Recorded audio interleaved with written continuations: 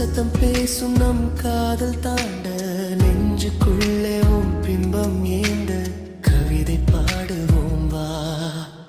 நிலவு உறங்கும் நள்ளிரவு நேரம் சுவாசத்தில் கரைந்து போகும் பாரமும் விழிகளின் ஆழம் ஒரு மாய கண்ணாடி. அதில் நானும் கரைந்தேன் ஒரு காதல் வேட்டைக்காரி.